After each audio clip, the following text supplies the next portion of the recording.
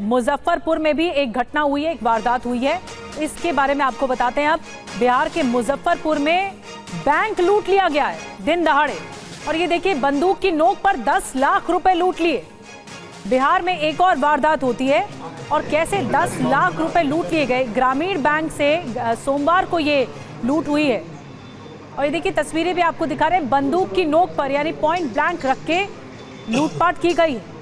Bank में 10 लाख की लूट हो गई। देखिए, पहले कर्मचारियों को साइड लाया जाता है, दिन दहाड़े बैंक लूट लिया गया। 10 लाख रुपए लूट लिए गए। ये देखिए, अपराधी दाखिल होते हैं, बंदूक हाथ में है और हेलमेट पहना हुआ है। एक अपराधी ने हेलमेट पहना है, एक ने कैप पहनी है, बाकी ने अपना चेहरा ढका हुआ है। और फिर सभी को साइड किया जाता है और बैंक लूट लिया जाता है। तो मुजफ्फरपुर के बाद अब पूर्णिया चलते हैं। यहाँ मर्डर केस से सनसनी मच गई है। यहाँ के एक्शन तेज हो गया पुलिस का। 2 लोगों को गिरफ्तार किया है। पूर्णिया में जो मर्डर हुआ, पूर्णिया में 5 लोगों को मार दिया गया, हत्या कर दी गई। डायन के आरोप में 5 लोगों की हत्या हुई है। पहले पीटा, फिर जिंदा जला दिया गया। रात्रि के 2 बजे थे उस दिन। फिर उसके उपरांत जो है सुबह उनको एक पोखर में भी सारी बॉडी बांध करके डाली गई। तो कल पूरा दिन पुलिस एवं प्रशासन जो है वो लग करके हम लोगों ने बॉडी की रिकवरी करवाई है। बॉडी की रिकवरी के उपरांत जो है उसका पोस्टमार्टम विधिवत हम लोगों ने रात में करवाया है, वीडियोग्राफी के समक्ष एवं मेडिकल बोर्ड के साथ में। अभी वर्तमान में इसमें प्राथमिकी भी दर्ज हो गई है। लगभग 23 एक्यूज्ड हैं उसमें, और साथ ही उसमें बहुत सारे अज्ञात लोगों पर भी 150 से 200 लोगों पर भी FIR हुई है। और ऐसा लग रहा है एक के बाद एक कई वारदातें सामने आती चली जा रही है। नीतीश सरकार पर कई सवाल भी हैं, लेकिन अपराधियों की बहार आ चुकी है नीतीश सरकार में। एक के बाद एक घटनाएं। 4 जुलाई को पटना में गोपाल खेमका का मर्डर केस सामने आया। 6 जुलाई को मुजफ्फरपुर में इंजीनियर की हत्या हो गई। 6 जुलाई को नालंदा में 2 लोगों का मर्डर हो गया। 6 जुलाई को दानापुर में स्कूल संचालक की हत्या कर दी गई। 7 जुलाई को पूर्णिया में 5 लोगों की हत्या कर दी गई। 7 जुलाई को मुजफ्फरपुर में बैंक में 10 लाख की लूट हो जाती है। एक के बाद एक कई मामले, कई वारदातें, क्राइम के केसेस सामने आ चुके हैं। रूपेश हमारे साथ लगातार बने हुए हैं। रूपेश, ऐसा लग रहा है कि विपक्ष तो हमलावर है ही, क्योंकि विपक्ष को मौका मिला है। बिहार में एक के बाद एक कई घटनाएं हैं, लेकिन इस वार पलटवार के बीच ये भी याद दिलाया जा रहा है कि लालू यादव के समय जो जंगल राज था, अब वो नीतीश कुमार की सरकार में वापस लौट रहा है। देखिए, बिल्कुल विपक्ष हमलावर है और सत्ता पक्ष ये कह रहा है कि सरकार को, नीतीश कुमार को बदनाम करने के लिए एक साजिश हो रही है।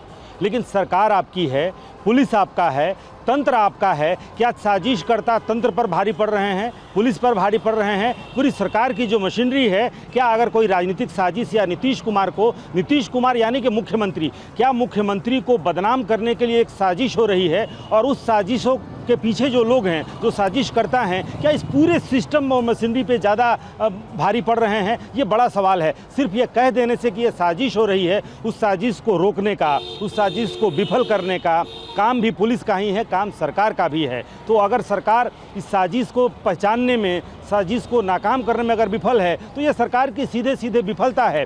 क्योंकि आप जिन आंकड़ों का आप जिक्र कर रही हैं, 4 से लेकर के और आज की तारीख तक जिस तरीके से अपराध हुए हैं, पिछले आंकड़ों को आप अगर भूल भी जाएं, तो जिस दिन खेमका की हत्या हुई है, अगर उस दिन आप देखें तो सीवान में 3 लोगों की हत्या होती है। मारा तो 6 लोगों को जाता है, मौत होती है 3 लोगों की। समस्तीपुर में हत्या होती है, वैशाली में हत्या होती है, मुजफ्फरपुर में हत्या होती है। ये सिर्फ उस दिन, जिस दिन गोपाल खेमका की हत्या जिस रात होती है, उस दिन अगर 12 घंटे में अगर आप देखेंगे तो कम से कम आधा दर्जन से ज़्यादा हत्याएं हुई हैं 4 से 5 जगहों पर।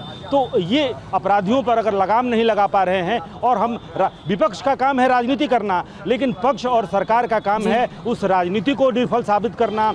जो साजिश हो रही है और अपराधियों की साजिश को, अपराधी जो अंजाम हैं, वो जो अंजाम देने में सफल हो रहे हैं, उनको अंजाम तक पहुंचने से रोकना सरकार का और पुलिस का काम है। पुलिस ने तो पहले भी कहा था कि अगर कट्टा दिखाओगे तो हम गोली मारेंगे, हमारे पास असलहे की कोई कमी नहीं है। वो असलहा आज जाकर के दिखा है कि आज एक जो अपराधी है उसका इनकाउंटर हुआ है। लेकिन इस बीच में कहीं ना कहीं पुलिस थोड़ी कमज़ोर या ढीली पड़ी थी, किसी वजह से भी हो। लेकिन उसी वजह से जब अपराध बढ़ता है, जब अपराध के आंकड़े बढ़ते हैं, तो सवाल भी बढ़ता है। सवाल जो आपने बताया ये जो पुलिस का ढीलापन है, मैं आपको रोक रही हूँ, आपने एक के बाद एक कई वारदातें बताई, इसमें एक्शन क्या हो रहा है ये भी बताया, लेकिन ये जो पुलिस तंत्र का पुलिस महकमे का ढीलापन है वो विपक्ष को एक मौका दे रहा है कि एक के बाद एक कई सवाल उठाए जाए, और इसलिए तेजस्वी यादव ने पोस्ट भी कर दिया।